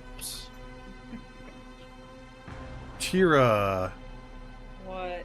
what is it that gives you... Oh, never mind, I found it. I was looking for your cold resistance, where that came from. It's from being winterborn, Winter touched. or winter touched, because Keen is also winter touched. 5, 9, 10, 11, 16, minus 4. So as Kane steps onto this tile, he kind of looks at you like, I'm almost there and nothing bad and as he says that, just a rush of extreme cold air comes rising up from the void, and you see his hair blowing back, and you see actual frost start to gather on his eyelashes and his beard and his mustache, and he just stands there for a second staring at you, and you hear this real slight cracking sound of frost. As he finally blinks, his eyes momentarily frozen open. He's going to take 12 points of cold damage. Oh, okay. He got fucking... Okay. It was 5d6. And he has 5d6 cold resist or- 4. Oh, he did well. He Marda made it like a lost bandit. fucking like 90 points of health, and this motherfucker gets 12 points of cold damage. I lost 107 points. 107 points. Wow, that is a lot of hit What a points. shame. I feel terrible for him. Vornush'ka, it is your turn. Yes. Satan is looking for me now. Okay. Whatever. Like Vornush'ka does like this sardonic like smile, like, yeah, jump out, do this thing, and get go east, Vornush'ka. And she's like, oh, you're getting some shit. Teera, remember that time you drank that old milk? Don't think about that right now. Vornush'ka, you remember that time you were a chicken shit and I went home and told the entire Blood Axe tribe about it? Yeah, that'd be Oh, great. wait, that hasn't happened yet. Remember that time you smelled your own armpits? Don't think about that. And Teera does look like she's about to yak, but she doesn't. Yet. Yeah, Classic Vornush'ka is Vornush'ka. going. Yeah, she's. Let's see. Teera spun around. Marta, you feeling better? Marda looks to you. She does not look better.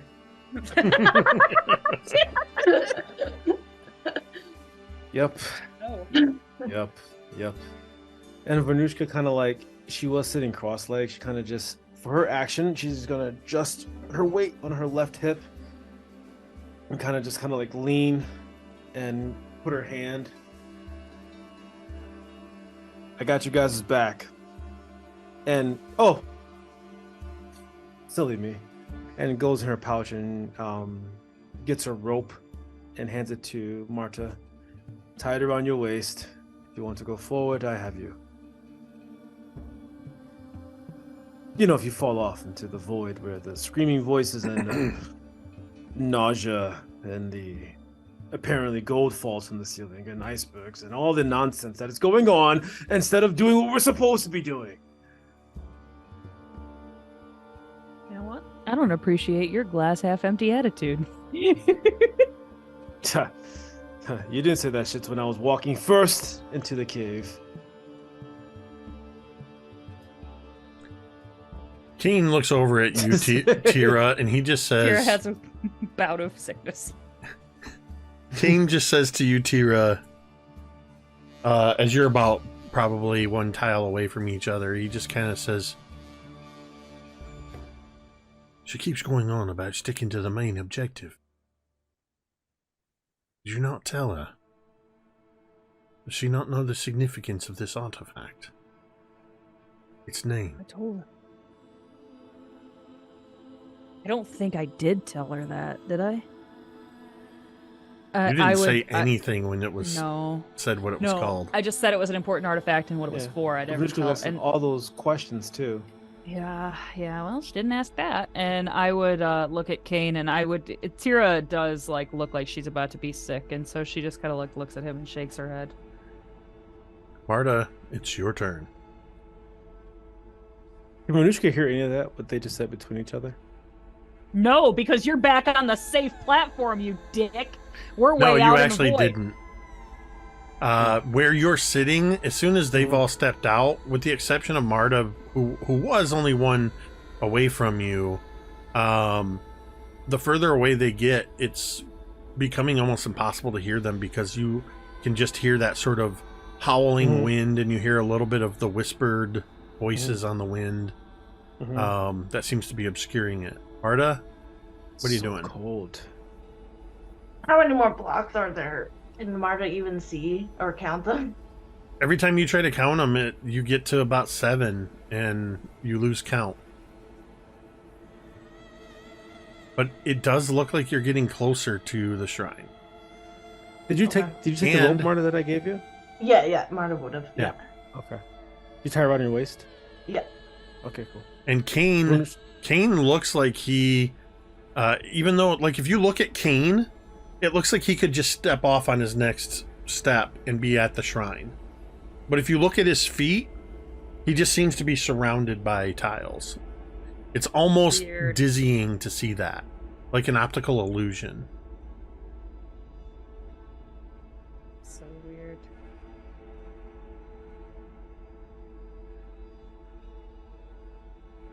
Okay, yeah, Marta's gonna do it again.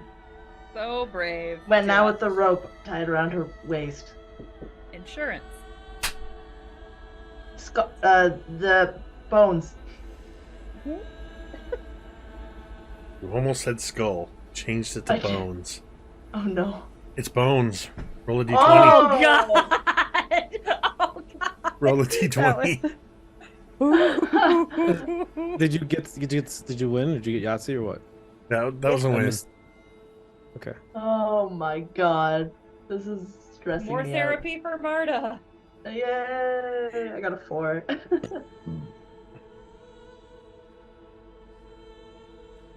I hope everybody just saw, by the way, I had to pry my cat off of. She had my character sheet in her mouth. That looks like a Call of Cthulhu character sheet. It's not. But it kind of does look like that. I can see that.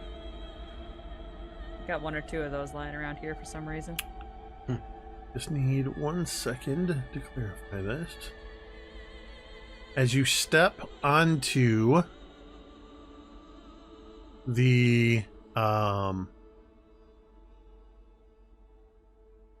the block of ice, you hear that crunch of snow beneath your feet. But you also hear the sound of... It just sounds almost like a stick clattering to the ground. And looking down on the ground, I would like you to roll me a d4, please. All right. That's a 3.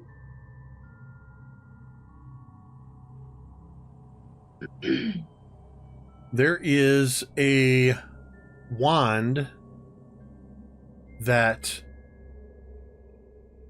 at first glance, it looks like almost... Well, all you can see is the frostiness. Like, this wand is just coated in a layer of frost.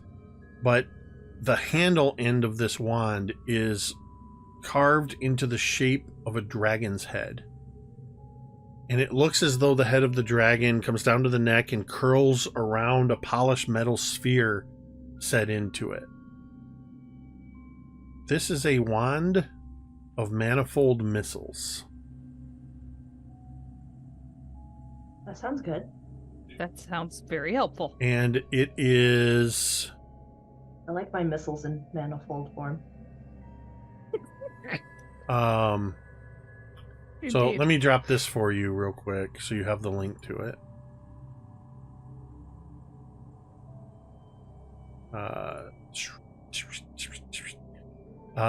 Basically,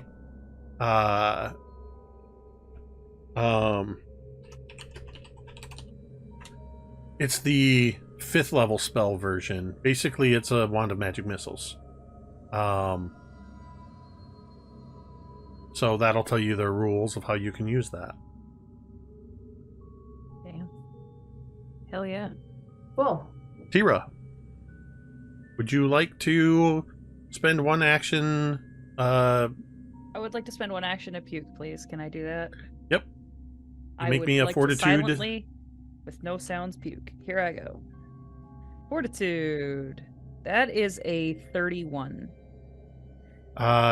You feel very productive in your efforts. You are now sickened 2. If that is a success, I will remind you it is now a critical success. Can I get to sickened 1 with a critical success? I found out why, too. It's because I have the Juggernaut feat. Every success that I make with a fortitude save is a critical success. Becomes a critical success. Yeah. Reduced by 2 on a critical success. You are now sickened 1. Did you make that Yay. save at a -3? It would be a 28. Is that enough to be a success? Unfortunately, it is not. That's why I asked. I was like, wait a minute. Did you do the -3 for the sorry. sickened condition? I have to... Okay, yeah, I guess. That seems redundant. What seems redundant? Okay. To have sickened affect my save to get rid of sickened. Seemed weird to me. But that's okay. No, I trust you. I trust you completely. Sickened is a -3 to all checks and saving throws. Yeah. Yeah, no, you're right. So you are still Okay. sickened 3. Shit. Well, I guess I would like to forge ahead. I still want to try to go forward. So this is your 3rd step. Yes, here it goes. Here I go, here I go, here I go again. Skull, bitch! Bones. It's not. You're bullshitting It is me. bones. I'm holding my hand right here. Oh, no, I trust you. The one is bones. The squid is skull. My cat can't believe it either. She is pissed. I need a d20 on the misfortune. So for the record, for any of you stats nerds, it is a 1 out of 8 chance that you get to the other side without being harmed. It's also a 1 out of 8 chance that what happens to you happened to fucking me, which is that you get every step, something awful happens. D20 is a 19. Great. I need you to re-roll that. Good. I will. 20. I need you to re-roll that one because you've already rolled that one. 9. Now. Okay. That one you can keep. As you step onto this one, the hammer on the shrine suddenly glows extremely bright, and the light flares out, and then it focuses up into the ceiling, into the ice stalactites, refracts around, and like a laser beam, radiant energy blasts you for 12. Whoops, hold on, that is not a d6, that is a d4. So that's 12, 13, 14 points of radiant damage. Oh, okay. Uh-oh, wait a minute. Does it do the Eldritch Blast and knock her off like 4.5 meters? No, it doesn't. Why would you say that? The one I made you Okay. re-roll was spellcaster specific, and it says if you're not a spellcaster, you re-roll. Oh, okay, nice. Great. Don't roll a 19, Marda. Oh, God. Oh, Lord. Okay, great. It is Kane's turn. Kane turns and steps forward, and you just hear him go, huh. Kane is now standing Right by that at the fucking shrine. Good for him. And Kane is starting to look around. He's walking around. He's on the far side of the room. It's like there's an area of stone around this shrine, and he's just kind of looking really close. And you see him walking around and looks to be investigating this. Vornush'ka. Kane has reached the other side.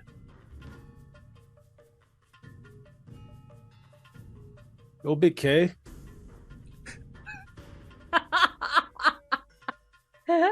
All right. And I'm done. She's looking around and she kind of like kind of signals to Marda to kind of tug on the rope to make sure that it's taut, and she's going to like double knot it around her own waist to make sure like if Marda falls, it's not only steadied by her hand, but it's steadied by her waist, and then like once around the waist, and then once a couple times around her dominant forearm. Marda, you have taken, 2 steps? Three. You were placed on the first one. Oh, yeah. And then she's taken 2. Which took... So then what happened on the second one? You got the diamond, and then you got... Oh. Yeah, so you can go ahead and take a step if you wish. Yep. I'm so stressed. I'm going to take a step. You step forward I think she's onto there, solid right? ground. You are now standing Yes. next to Kane at the altar. You did it! Teera, I believe you've also taken 3 steps, correct? Yes. My next step should be onto the altar. Yep.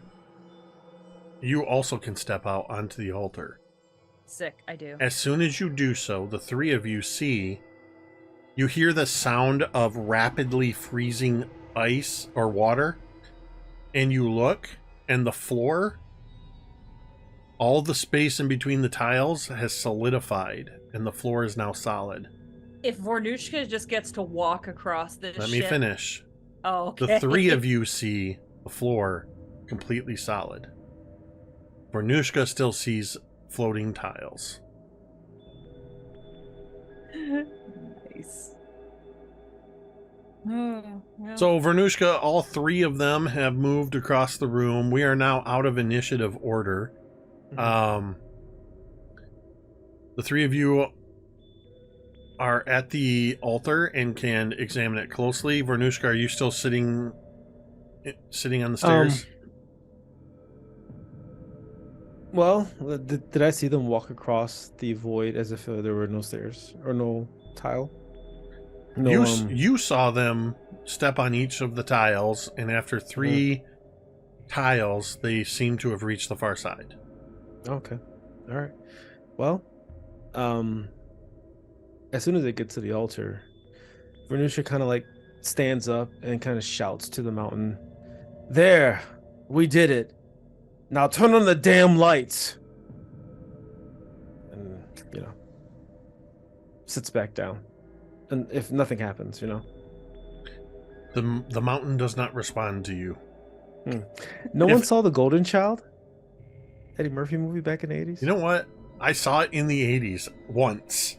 Okay. He did like the exact same thing. We had like this trial, and once he got to the other side and got the treasure, he was like, "Now turn on these goddamn lights," because it was. I'm it was really all- proud It of you, was Ricky. dark, just like that. What a Okay, deep never cut. mind. Yeah, it was deep 80s. So, as Vornush'ka continues to recline, now with the rope around her waist and around Marda's waist, the three of you are looking at this altar.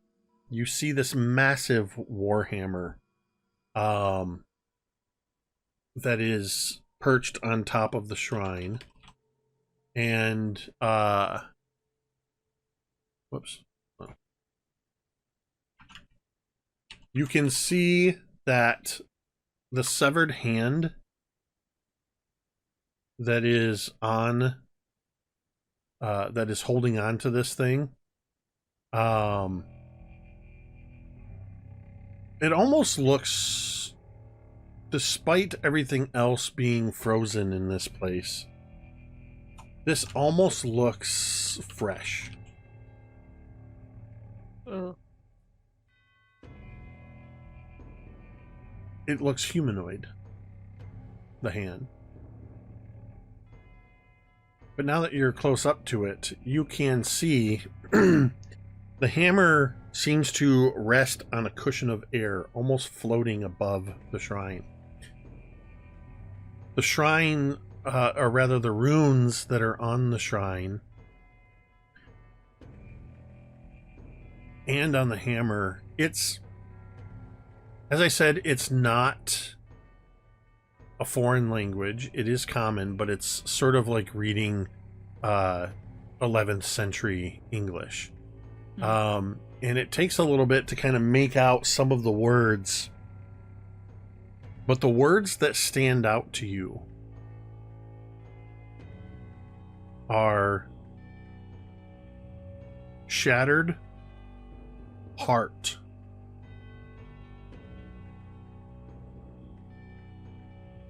gift, Frostheart, Khaled,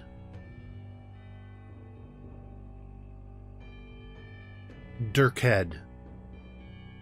And that is where we are going to end tonight's session. Oof. Okay. For those of you paying attention at home, Dirkhead is Teera's dad. That's a problem. Ooh, That's nice. Okay. and he was a Kelid.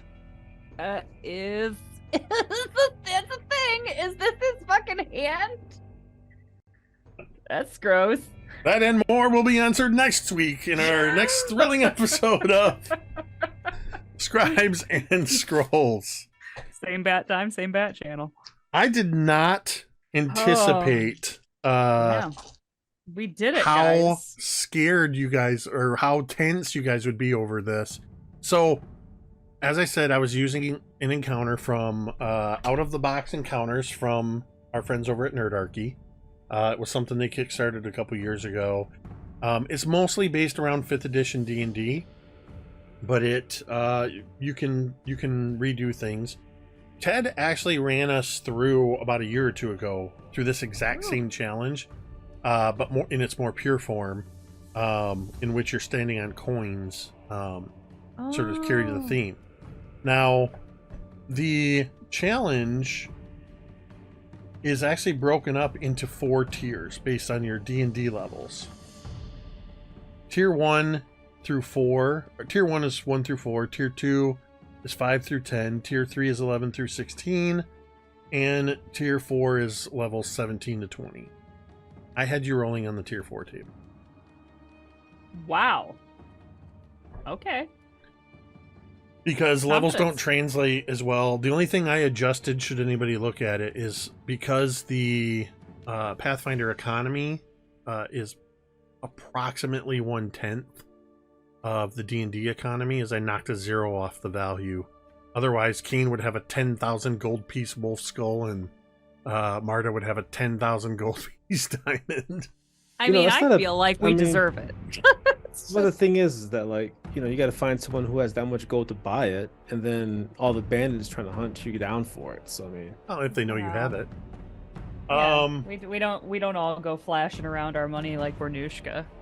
she just doesn't care about much. This also is the first session in a long time, and is the session in which the most magic items were awarded.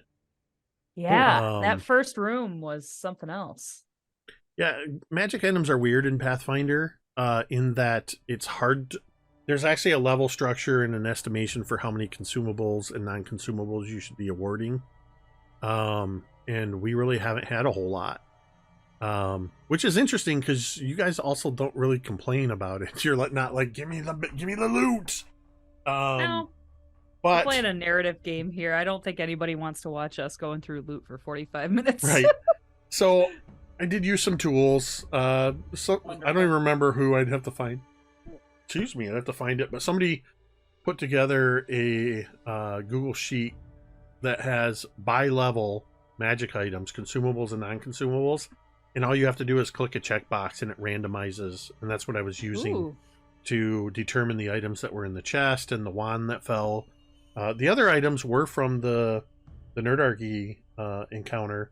And I don't know if it was Ted or Dave or somebody else that wrote it, but it was written that you are reduced to 1 hit point. There are some other ones that do very high damages, and the 19 that I had Teera re-roll as a spellcaster, you would have lost half of all of your spells, like spell slots. You wouldn't like permanently. No, just until you rested to recover them. You would have lost half of your spells. So, no, I wanted to try it when I was looking at for encounters to kind of fit into this scenario. I wanted to see how this would play out, and I hope you guys enjoyed it. It did what I wanted, was really built up the tension. So, yeah, and you guys made it through 2 rooms. Well, actually, you made it into the second room. We did it. You don't know how many rooms there are, but if this is the fucking gift, we're grabbing it and getting out. It might just be the gift. Well, you shall find out next week, perhaps. If you happen to be out there and happen to be one of the people who played in any of my previous iterations of Oath of the Frozen King, keep your mouth shut. Don't tell anybody what I did. Especially not these people. So I have a quick NDA for you to sign. Yeah. All right, cool. Thanks everybody who tuned in tonight. It's always nice to see people hanging out in the chat. And love seeing some familiar names pop up there. And hope you guys enjoy the show. I'm assuming you do, since you show up every week and hang out in the chat. Hope to see you tomorrow for Sky Metal Iron Gods, and for Thursday's exciting Kids on Bikes Welcome to Paradise, Michigan finale for the season, with the big twist. The twist that I hope I haven't built up too much. I'm in that stage of planning where I'm like doubting myself. Tamiko and I definitely have not been hypothesizing about the twist, and we cannot get a grip on it. I can't wait to hear how close you were. But in the meantime, we'll be back next Monday for another episode of this. And since Thanksgiving doesn't fall on a Monday, I guess we won't be having a Thanksgiving break. So we got a couple more sessions of this before we go into our break, and we run a couple interludes for the month of December. If you are somebody that likes to lurk in the chat during our live shows, or maybe you are watching over on the VOD over on YouTube later, thank you. We appreciate you and hope you enjoy this and all the other MTD shows.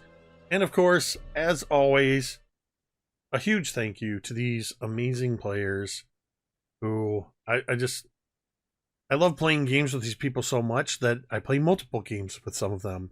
With all of them, actually. Everybody here I play in multiple games with.